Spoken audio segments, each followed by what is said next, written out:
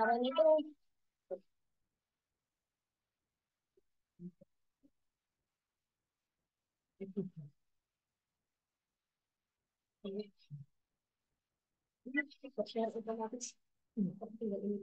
Salam dan bahagia, Ibu dan Bapak Guru. Pemanfaatan teknologi tidak bisa lagi dihindarkan karena teknologi adalah bagian dari kehidupan modern. Bagi anak didik kita, teknologi adalah dunia mereka. Mereka yang lahir di era teknologi adalah warga negara digital.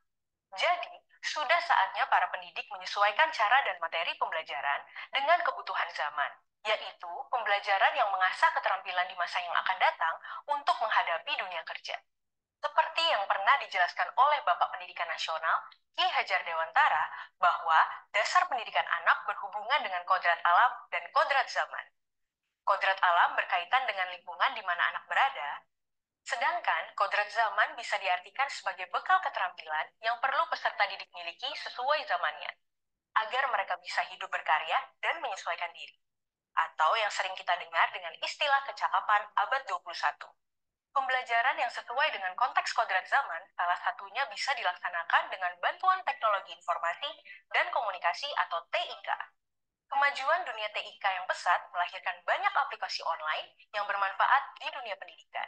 Baik itu untuk meningkatkan mutu pembelajaran, meningkatkan motivasi peserta didik dalam belajar, mendorong keaktifan, kecakapan komunikasi, dan kemampuan berpikir tingkat tinggi bagi peserta didik. Namun, perlu diperhatikan, TIK hanyalah alat bantu bagi pendidik dalam memberikan pelajaran yang efektif dan efisien. Kemampuan pendidik dalam mengelola pembelajaran tetap menjadi poin yang menentukan pelajaran dapat diterima atau tidak oleh peserta didik. Pemanfaatan TIK yang dipadu dengan kompetensi pedagogik akan menghasilkan pembelajaran yang efektif dan bermakna untuk para peserta didik. Salah satu model pembelajaran yang memanfaatkan TIK adalah model blended learning atau model pembelajaran campuran. Blended learning adalah metode pembelajaran campuran yang menggabungkan metode pembelajaran tatap muka di kelas dan metode pembelajaran online yang memanfaatkan aplikasi. Penggunaan aplikasi online dimanfaatkan untuk memfasilitasi peserta didik belajar mandiri, penugasan maupun untuk penilaian, yang dapat dilakukan kapan saja dan di mana saja. Nah, pada topik tools online ini, Ibu dan Bapak akan diperkenalkan dengan ragam contoh pemanfaatan aplikasi belajar di kelas. Apa saja? Tonton terus video ini hingga habis ya. Pertama, kita akan belajar mengenai aplikasi tipe Visual Organizer untuk meningkatkan keterampilan berpikir peserta didik. Ada aplikasi tipe papan tulis online yang dapat digunakan untuk curah pendapat atau brainstorming yang kolaboratif. Ada juga aplikasi untuk membuat peta konsep dan bermanfaat untuk meningkatkan kemampuan analisis peserta didik. Kedua, aplikasi online untuk permainan kuis interaktif. Aplikasi ini dapat digunakan untuk penilaian sekaligus meningkatkan motivasi belajar peserta didik.